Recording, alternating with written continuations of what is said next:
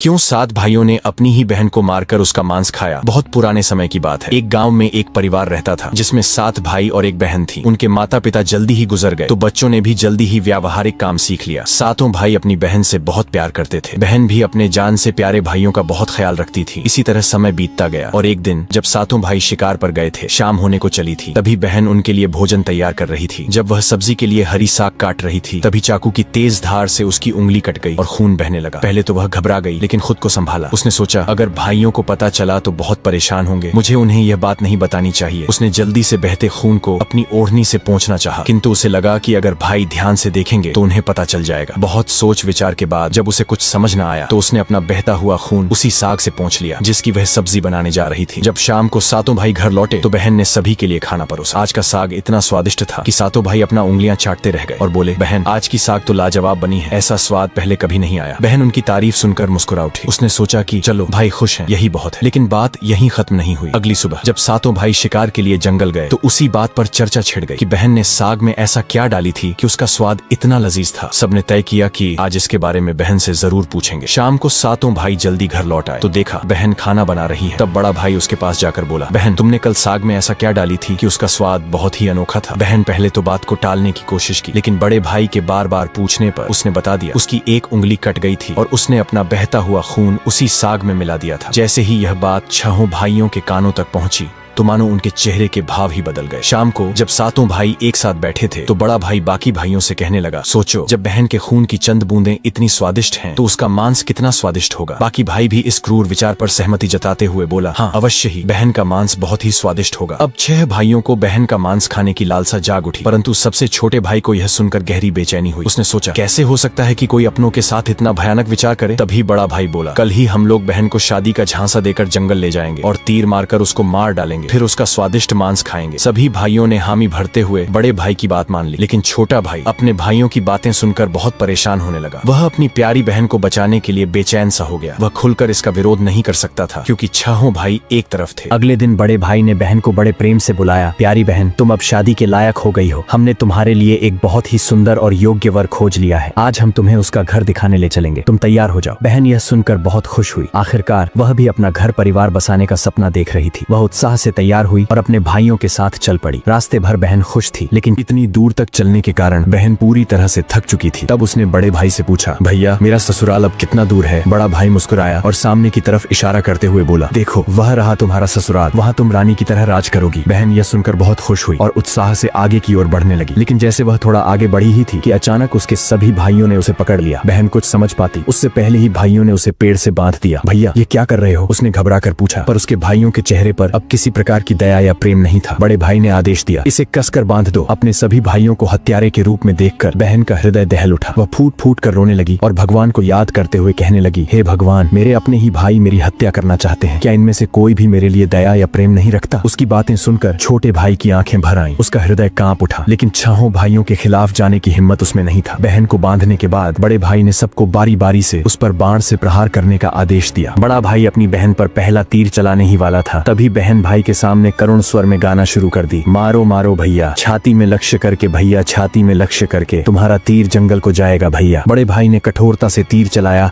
लेकिन निशाना चूक गया। इसके बाद दूसरा भाई तीर चलाने को आगे बढ़ा। बहन ने पुनः वही करुण गीत गाया। दूसरा भाई भी निशाना साधने में असफल रहा। एक एक करके सभी 6 भाइयों ने अपनी बहन को मारने की कोशिश की, परंतु हर बार उनका निशाना चूक जाता। अब सबसे छोटे भाई की बारी थी। सभी भाई उस पर चिल्लाते हुए बोला, पूरी ताकत से तीर चलाना, बहन को एक ही वार में मार डालना। अगर तुम असफल रहे तो हम तुम्हें भी जिंदा नहीं छोड़ेंगे। छोटे भाई के लिए यह स्थिति असहनीय थी। वह अपनी बहन से अत्यधिक स्नेह करता था। बहन ने जब छोटे भाई की जान खतरे में पड़ते देखी तो उसने मन ही मन निर्णय कर लिया, वह अपनी प्राण त्याग देगी, लेकिन अपने सबसे प्रिय भाई को मरने नहीं देगी। उसने मन ही मन ईश्वर से प्रार्थना की, हे भगवान, मेरे इस छोटे भाई का तीर मेरी छाती भेदने में सफल हो जाए, ताकि इसे इन पापी भाइयों के हाथों मरना न पड़े। फिर उसने करुण स्वर में वही गीत गाई, मारो मारो भैया, छाती में लक्ष्य करके भैया, छाती में लक्ष्य करके, तुम्हारा तीर तीर मेरी छाती को भेद जाए भैया। छोटे भाई की आंखों से अश्रुधारा बहने लगी, पर वह मजबूर था। उसने कांपते हाथों से तीर चलाया। तीर बहन की छाती में गहराई से उतर गया। वह दर्द से कुछ देर छटपटाती रही और फिर उसकी आंखें हमेशा के लिए बंद हो गईं। 6 भाइयों ने अपनी कुटिल योजना को सफल होते देखा तो उनके चेहरे पर क्रूर मुस्कान आ गई। अब 6 भाइयों ने मिलकर बहन के शव को टुकड़ों में काट डाला। बड़े भाई ने छोटे भाई को जंगल से लकड़ी और पानी लाने को कहा। छोटा भाई भीतर ही भीतर बहुत ही ज्यादा चिंतित था। उसकी आंखों के सामने उसकी प्रिय बहन की शव को टुकड़ों में काट उसके मांस को पकाया जा रहा था, लेकिन वह असहाय था। जब वह जंगल गया तो पानी और लकड़ियों के साथ कुछ मछलियां और केकड़े भी ले आया। उसने मन ही मन सोचा, मैं अपनी बहन का मांस नहीं खा सकता, लेकिन अगर मैंने विरोध किया तो ये निर्दयी भाई मुझे भी मार डालेंगे। जल्द ही चावल और मांस तैयार हो गया और भोजन परोसा गया। सभी भाई मांस खाने के लिए उत्सुक थे। छोटे भाई ने चुपके से अपने खाने की जगह एक गड्ढा खोद रखा था। जैसे ही उसकी थाली में बहन का मांस परोसा गया, उसने बिना किसी को दिखाए मांस को गड्ढे में डाल दिया और मछली केकड़ा खाने लगा। बाकी के सभी भाई अपनी बहन की हड्डियां चबा रहे थे। जब सभी का पेट भर गया तो बड़े भाई ने छोटे भाई से कहा, अब यह जूठन साफ करो। छोटे भाई ने बहन की हड्डियां व बाकी अंगों को इकट्ठे किया और चुपके से उसी गड्ढे में डालकर मिट्टी से ढक दिया। समय बीतता गया। उस जगह से एक बांस का पौधा उगाया और धीरे धीरे वहाँ बांसों का समूह बन गया। फिर एक दिन एक संत वहाँ से गुजर रहे थे। तभी उनकी नजर बांस के समूह पर पड़ी, जो कि बहुत बड़ी और घनी थी और ये बाकी बांसों से थोड़ा अलग प्रतीत हो रहा था। तो संत ने सोचा, क्यों न बांस से एक वाद्य यंत्र बनाया जाए जिससे मैं गांव में घर घर बजाकर भिक्षा मांग सकूं। तो उन्होंने एक बांस काट लिया और उसे अपने साथ ले गए। संत ने उस बांस से सारंगी नामक एक वाद्य यंत्र बनाया। वे उसे बजा बजा कर दिन भर लोगों के घर जाकर भिक्षा मांगते और बदले में खूब सारा उपदेश देते थे। एक दिन संत भिक्षा मांगते हुए उसी गांव में जा पहुंचे जहां वे 7 भाई रहते थे और अब तक 6 भाइयों का विवाह हो चुका था, लेकिन 7वां भाई अब भी अकेला था। वह अपनी बहन के दर्द को भूला नहीं था और इसीलिए उसने विवाह भी नहीं किया। जब संत बड़े भाई के घर पहुंचे, जैसे ही उन्होंने आंगन में कदम रखा, उनके सारंगी ने खुद ही गाना शुरू कर दिया, नहीं बजोरे सारंगी, यही है दुश्मन सबसे बड़ा। बड़े भाई के घर नहीं बजोरे सारंगी, दया प्रेम सब छोड़कर रिश्ते में यही दाग लगाया। ये सुनते ही बड़े भाई के पसीने छूटने लगे। वह आवाज सुनकर तुरंत भाप गया कि ये तो मेरी बहन की आवाज है, जिसे हम 7 भाइयों ने बहुत साल पहले मारकर खा गए थे। वह सोच सोच कर परेशान हो रहा था कि कहीं अगर गांव वाले को सच्चाई का पता चला तो क्या होगा। उसने तुरंत अपनी पत्नी से कहा, जल्दी से योगी को भिक्षा देकर विदा करो। योगी बिना कोई प्रश्न किए भिक्षा लेकर वहां से आगे बढ़ गया। इसके बाद योगी बारी बारी से 6 भाइयों के घर पहुंचे। हर बार जैसे ही वे किसी भाई के आंगन में कदम रखते, सारंगी फिर वही करुण गीत गाने लगता, नहीं बजोरे सारंगी, यही है दुश्मन सबसे बड़ा, इन पापी भाइयों के घर नहीं बजोरे सारंगी। सभी भाई बहुत परेशान होने लगे, इसलिए एक के बाद एक सभी भाइयों ने अपनी पत्नी से कहा कि तुरंत योगी को भिक्षा देकर विदा कर दो। अंत में योगी सबसे छोटे भाई के घर पहुंचे। जैसे ही योगी ने उसके द्वार पर कदम रखा, सारंगी ने अपनी धुन बदल ली और एक नई मधुर संगीत बजने लगी। बजो रे बजो सारंगी, मेरे सबसे छोटे भाई के घर, मन की बात मन में छुपाकर युग युग से रख रहा है। बजो रे बजो सारंगी, यही है मेरे सबसे प्यारे भाई का घर। ये सुनकर छोटा भाई चौंक गया और सोचने लगा, ये तो मेरी बहन की आवाज जैसी प्रतीत हो रही है। फिर मन ही मन सोचा, नहीं नहीं, ये मेरा भ्रम है। लेकिन संगीत को बार बार दोहराने के बाद वह अजीब सा महसूस करने लगा। उसने तुरंत योगी को सम्मान पूर्वक अपने घर में बैठने के लिए कहा। छोटे भाई ने योगी का खूब सम्मान और जलपान से स्वागत किया। फिर उसने उनसे सारंगी की कहानी पूछी। योगी ने उसे बताया कि यह वाद्य यंत्र एक विशेष बांस से बना है, जो एक अज्ञात जगह पर जंगलों के बीच से उगे बांस के समूह से लिया गया था। ये सारंगी से उत्पन्न संगीत और योगी की बात सुनकर छोटा भाई सोच में पड़ गया और मन ही मन विचार करने लगा कि हो सकता है इस सारंगी से मेरा कोई गहरा संबंध हो। फिर छोटे भाई ने योगी से विनती की, कृपया यह सारंगी मुझे दे दीजिए, मैं इसे हमेशा अपने पास रखूंगा। योगी ने सहानुभूति से उसकी ओर देखा और बिना कोई सवाल किए वह सारंगी छोटे भाई को सौंप दिया और वहां से चला गया। योगी के जाने के बाद छोटे भाई ने सारंगी को एक पवित्र स्थान पर रख दिया। उसने उसे धूप दीप जलाकर सम्मान दिया जैसे वह कोई पूजनीय वस्तु हो। लेकिन कुछ ही दिनों में उसने अपने घर में एक अजीब सा बदलाव महसूस किया। हर दिन जब वह काम से लौटता तो देखता कि घर के सारे काम हो चुके हैं, घर एकदम साफ सुथरा मिलता, बर्तन भी साफ होते थे। शुरू में उसने सोचा कि शायद कोई पड़ोसी या भाभियां मदद कर रही होंगी, लेकिन जब यह सिलसिला रोज रोज दोहराने लगा तो उसका संदेह बढ़ने लगा। उसने अपनी भाभियों के घर जाकर पूछा, क्या मेरी गैर मौजूदगी में आप लोग मेरे घर की सफाई करती हैं? भाभियां चौंक गईं, हमें तो अपने ही घर के कामों से फुर्सत नहीं मिलती, तुम्हारा घर हम कैसे साफ करें? अब छोटे भाई की जिज्ञासा बढ़ गई। उसने सच जानने का फैसला किया। जब रात हुई तो वह बिना आवाज किए घर के एक अंधेरे कोने में छुप गया। आधी रात के करीब एक हल्की सरसराहट सुनाई दी। छोटे भाई की सांसें थम गईं। कुछ ही क्षणों में सारंगी से हल्की रोशनी निकलने लगी। अचानक सारंगी के भीतर से धीरे धीरे एक परछाई सी उभरी, जो धीरे धीरे एक लड़की की आकार लेने लगी। छोटे भाई ने जो अपने आंखों से देखा वो अविश्वसनीय था। सारंगी से एक सुंदर युवती प्रकट हुई, लेकिन जब वह दिए की रोशनी में आई तो छोटे भाई का दिल जोर से धड़क उठा। वह युवती बिल्कुल उसकी मृत बहन जैसी दिख रही थी। वह चुपचाप घर की सफाई करने लगी। उसने एक एक सामान को उसके सही स्थान से लगाया, बर्तनों को धोया और फिर घर की सफाई करने लगी। उसकी हर हरकत में अपनापन था, जैसे वह किसी अपने के घर को सहेज रही हो। युवती ने धीरे धीरे अपने काम खत्म किए और फिर जैसे आई थी वैसे ही सारंगी में समाने लगी। छोटे भाई हिल भी नहीं पा रहा था। जब वह पूरी तरह सारंगी में समा गई तब जाकर उसने राहत की सांस ली। अगले दिन उसने यह रहस्य अपनी बड़ी भाभी को बताया। बड़ी भाभी कुछ देर चुप रही, फिर गंभीर स्वर में बोली, अगर यह सच है तो मैं तुम्हें एक उपाय बताती हूँ, तुम ध्यान से सुनो। जब वह सारंगी से बाहर आए तब तुम तुरंत उस सारंगी को आग में डाल देना और उस पर गंगा जल छिड़क देना। इससे वह आत्मा अपने पुराने शरीर के बंधन से मुक्त हो जाएगी। लेकिन याद रखना, अगर तुम यह करने में जरा भी देर करोगे तो शायद वह हमेशा के लिए गायब हो जाएगी। छोटे भाई ने भाभी की बात को गंभीरता से लिया। उसने तय किया कि आज रात ही वह यह उपाय करेगा। रात होते ही वह फिर से उसी जगह छुप कर बैठ गया। इस बार वह पहले से ज्यादा सतर्क और तैयार था। उसकी आंखें सारंगी पर टिकी थीं। तभी वही हल्की सरसराहट हुई और सारंगी से वही रोशनी निकली। धीरे धीरे उसकी बहन फिर से प्रकट हुई। उसने हमेशा की तरह घर की सफाई शुरू कर दी। जैसे ही युवती ने अपना अंतिम काम पूरा किया और वापस सारंगी की ओर बढ़ी, छोटे भाई ने झटपट सारंगी को उठाया और उसे आग में डाल दिया। सारंगी जलते ही उसमें से एक तीव्र रोशनी फूटी। पूरे कमरे में उजाला फैल गया। युवती अचानक रुक गई। तभी छोटे भाई ने बिना समय गवाए तुलसी जल की बूंदें उस पर छिड़क दिया। जैसे ही तुलसी जल की बूंदें उस लड़की के ऊपर पड़ी, अचानक एक चमत्कार हुआ। धीरे धीरे वह मानव रूप में परिवर्तित होने लगी। छोटा भाई एकदम चौंक गया। वह अपनी आंखों पर विश्वास नहीं कर पा रहा था। जिसे वह एक दर्दनाक हादसे में हमेशा के लिए खो चुका था, आज फिर से उसके सामने खड़ी थी। आंसुओं की धारा उसकी आंखों से बहने लगी। वह दौड़कर अपनी बहन से लिपट गया। बहन भी भाई के गले से लिपटकर